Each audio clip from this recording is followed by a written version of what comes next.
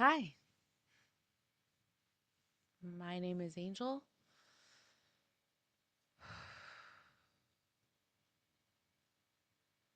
My name is Angel.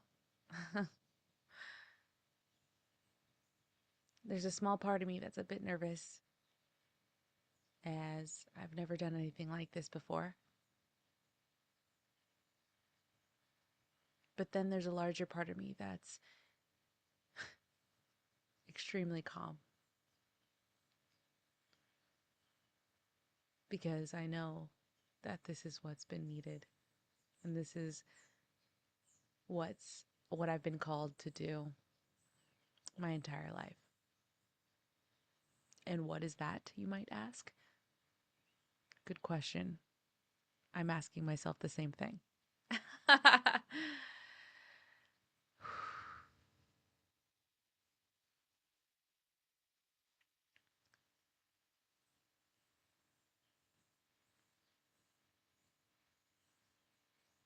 I've been in a relationship for a large portion of my life.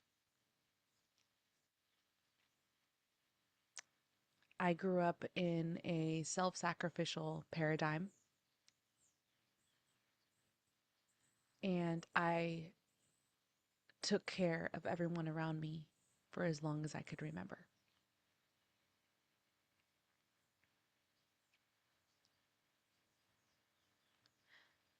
I also suffered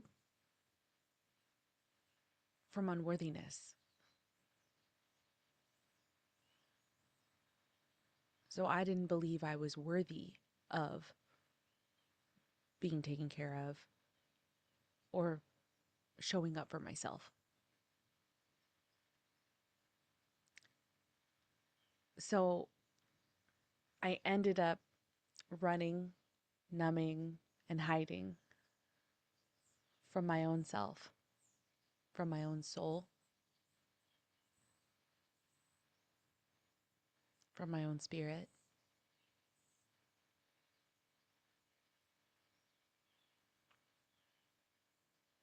For the past 9 months, I've been so super single, and I've had the most incredible joy of being in my own energy.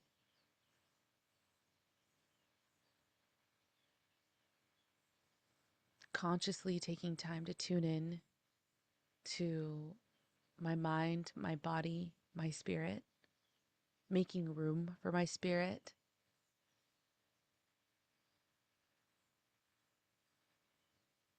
I've embarked on what I've been calling capacity work. The concept of the nervous system was introduced to me this season of my life. And within that, I kind of learned that capacity can be built upon, can be expanded, can be grown. It's not fixed. So then I really started to uh, what I call nerd out, right? Um, Intellectualization was always a coping and a defense mechanism for me. Like many, self help, personal growth, and intellectualization, interest in psychology and wanting to figure out why people did what they do, why people behave how they behave, and what leads to these things have always been a huge fascination for me. But it was now, looking back, I realized it was a coping mechanism, a defense mechanism. And it still wasn't, it was the stepping stones, maybe, because I don't want to disregard any part of the journey. It was a stepping stone that has led me to showing up for myself and building this capacity within my nervous system.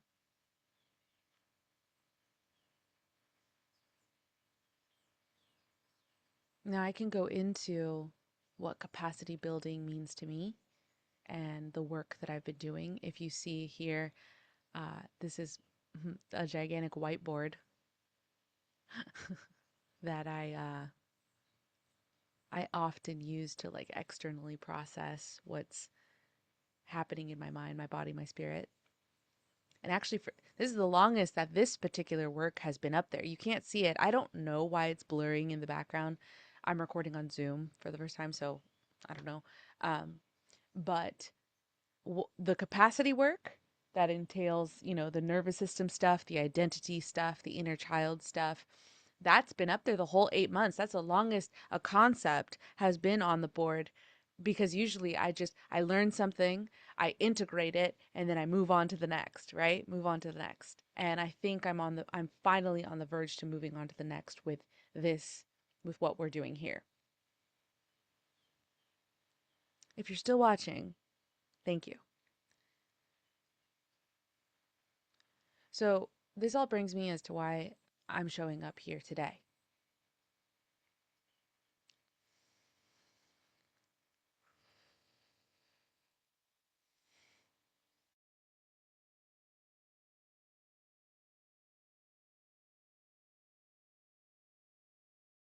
In spirit, I've been able to hear my spirit. It's my own intuition, it's my own voice. I'm not hearing voices. Although, if I am, maybe I'm broadcasting this so someone can help me out with that. But it's not. It's, you know, for example, without saying anything out loud, say your name in your mind's eye.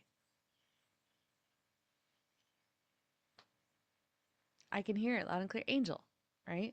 Your name, right? And so I've always been curious, like, what is that voice? What is that guidance? I just got self-conscious looking at myself in the camera. Um, I forgot that I put a face mask on. So my skin is like, look really lighter. This leads me again back to why I showed up. That voice has been able to get stronger and more loving, more compassionate. My internal dialogue is very sweet on me these days. But my spirit is the one who just said, it's time.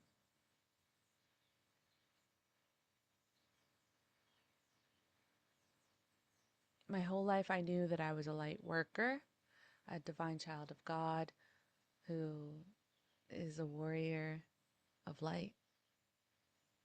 I know who I am. I know what side I'm on. Now the shift is going from light worker to light leader.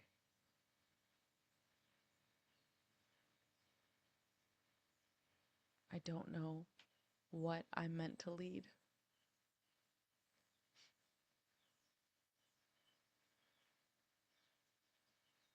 And I often wonder, who am I to lead when I'm still in process, in my humanness? So I don't know what I'm being called to do. I'm just being called to show up. Full body chills as I say that.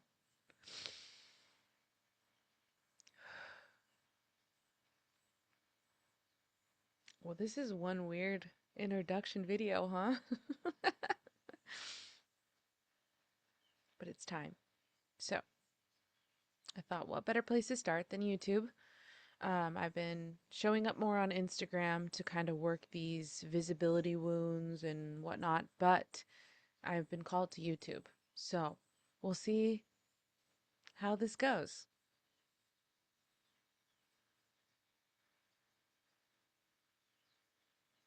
Are you ready?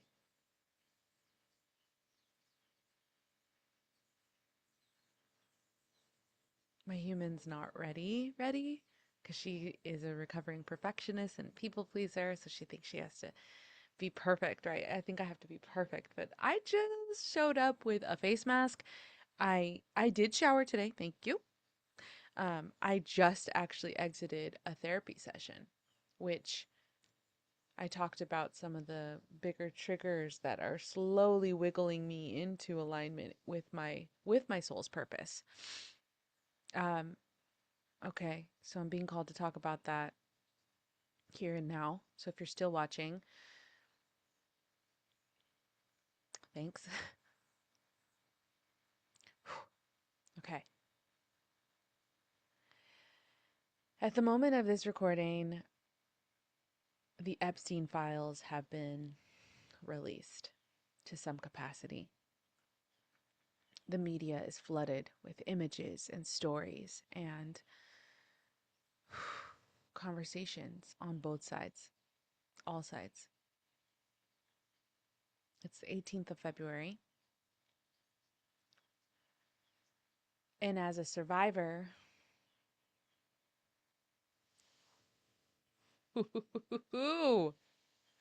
vulnerability to the highest degree is fucking scary.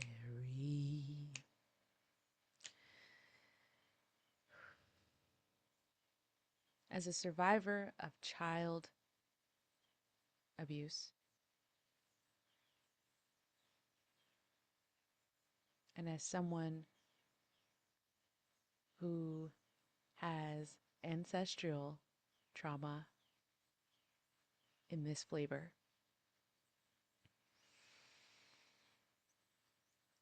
it's definitely triggering to see the photos and hear the stories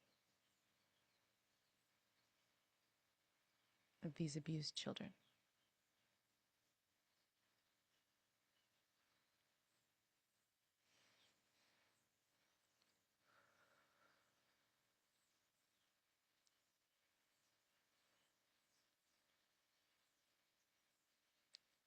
It's sick, it's dark, one might say satanic. It's absolutely devastating.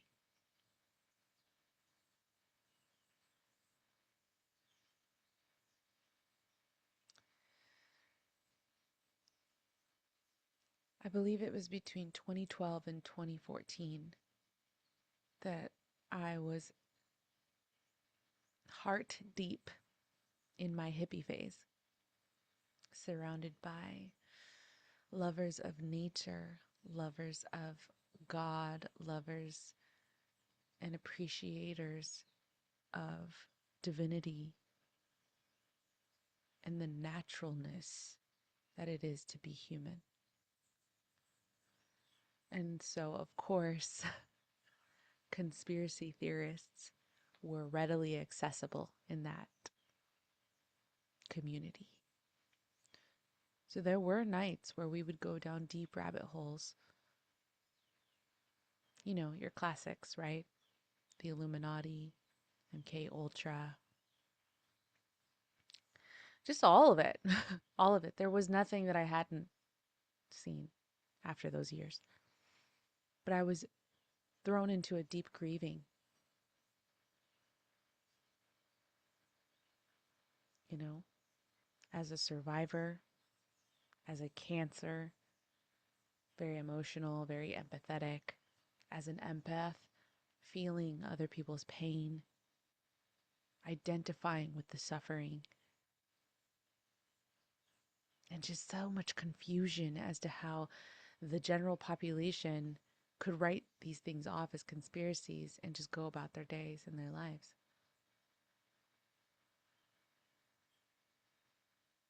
There was a deep depression for about 2 to 4 years, you know, alongside with playing small and settling in my life. Hashtag unworthiness.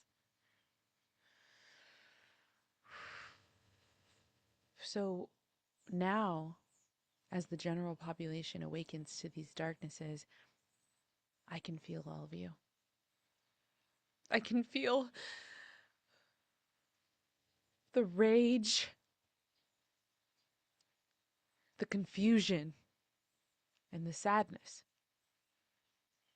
I can feel the pain of the survivors.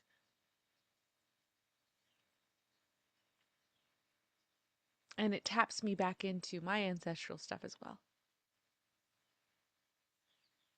And I didn't know what to do with it. I didn't know what to do with it.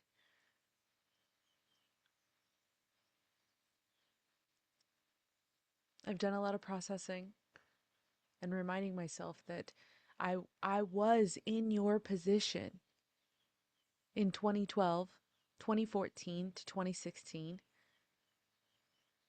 Deep grief, deep sadness, deep rage for these injustices and the lack of accountability, lack of honesty, lack of protection.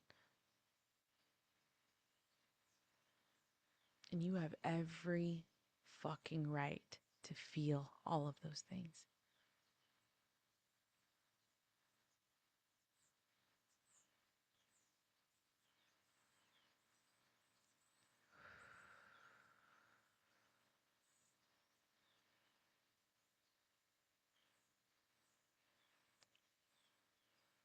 We cannot control it all.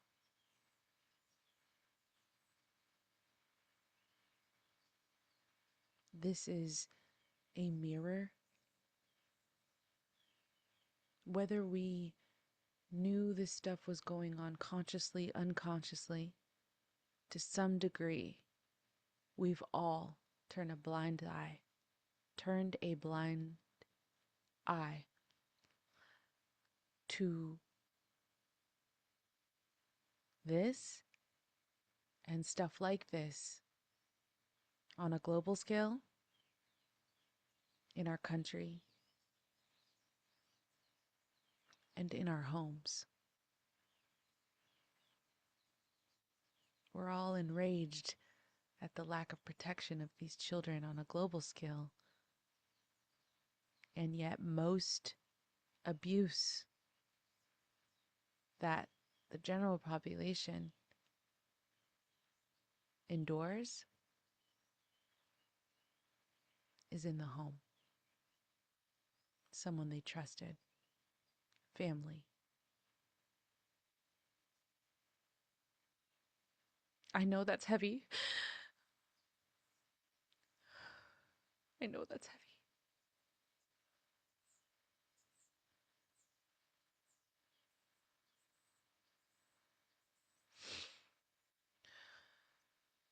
Breathe.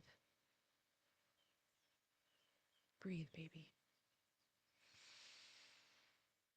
With me.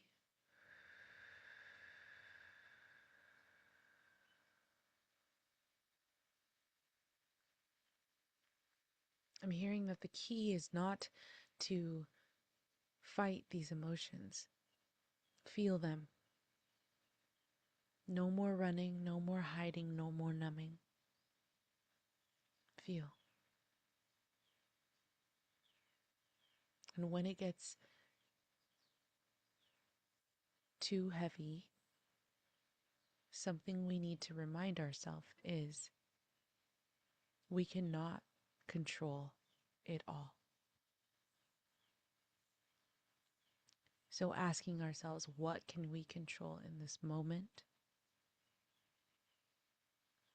And the deeper question, asking ourselves, who do we want to be in this world? Full body chills as I say that. These are the questions that I've been asking myself.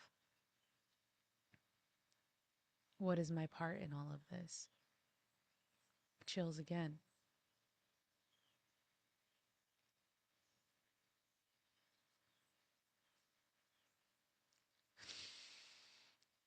I don't know.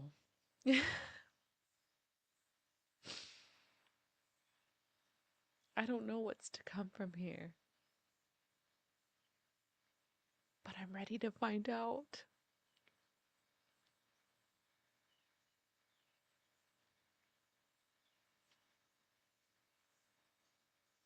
I'm ready. I'm ready to see how I might help raise the vibration of the planet.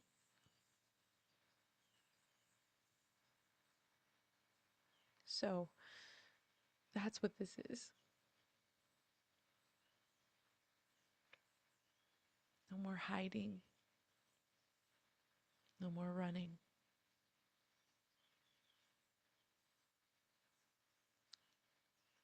My intention is to evoke as much presence as possible. And I'm just going to listen to that voice, to my spirit. I'm going to try to be obedient. I'm going to try to obey. We'll see. I'm genuinely curious to see where this is going to take me. Us.